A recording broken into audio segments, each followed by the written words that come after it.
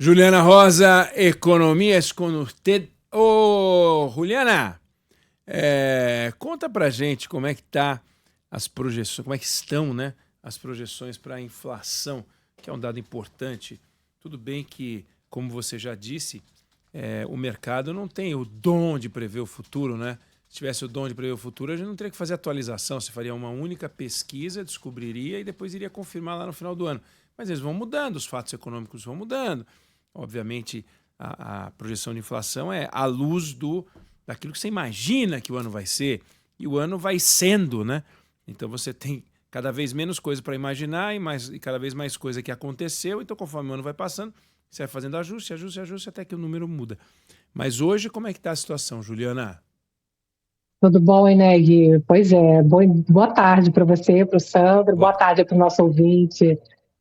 Você sabe que de manhã a gente estava falando aqui na rádio um pouco sobre isso, né? Que as projeções não param de subir, que as projeções elas têm errado, e o quanto que aí tem duas questões, né? Tanto que a economia é uma ciência social, ela não é uma ciência exata, embora ela tente quantificar os movimentos sociais, mas não é algo preciso.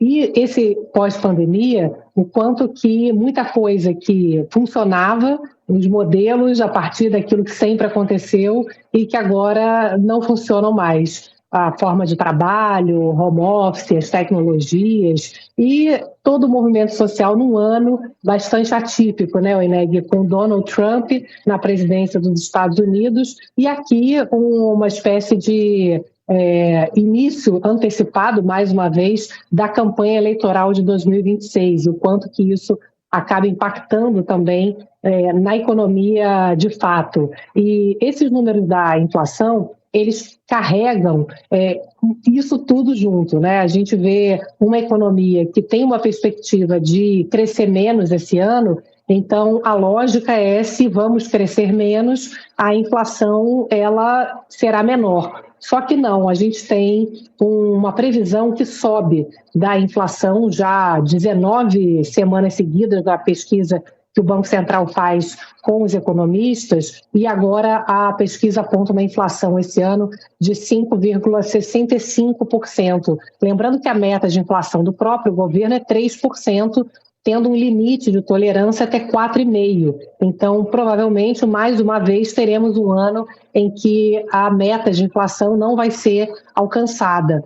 As previsões para o ano que vem, essas já apontam um número menor, está em 4,4, então dentro do limite, mas uma inflação que ela demora mais a cair, né? Ela cai muito lentamente. Por isso até que a perspectiva é que os juros continuem subindo, cheguem a 15% esse ano.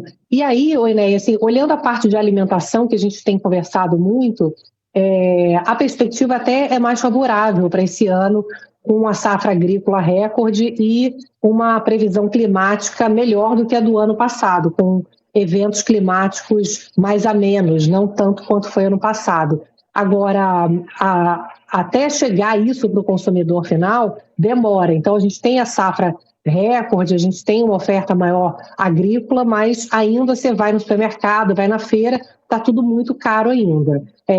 E olhando também para a parte de preços que estão ligados à própria economia, ao aquecimento da economia, a gente tem ainda aumentos de preços que respondem por uma economia que ainda está bem, que está aquecida, um mercado de trabalho que ainda está forte, os ganhos de renda que aconteceram. Então, por exemplo, agora em fevereiro, tem um peso grande na inflação, que é o reajuste das mensalidades escolares.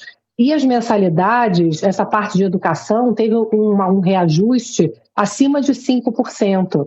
Então, mostrando que tem fôlego, né, para reajuste a partir de uma economia que ainda está aquecida. Então, ao longo do tempo, a perspectiva é que o juro alto e a própria inflação ela vá fazendo o brasileiro consumir menos e isso vá, aos poucos, puxando a inflação para baixo, mas a gente tem ainda um processo que é lento, uma economia que é muito indexada, muito preço que é reajustado com base na inflação passada, né? Não só escola, mas aluguel, plano de saúde e tudo mais. E o elemento final, Eneg, que é a política, né? O quanto que o governo, de fato, vendo a economia desacelerar, ele não vai querer aquecer a economia. A gente está essa semana esperando o prometido pacote de redução do custo do crédito. O Haddad falou que o crédito consignado vai ficar mais barato.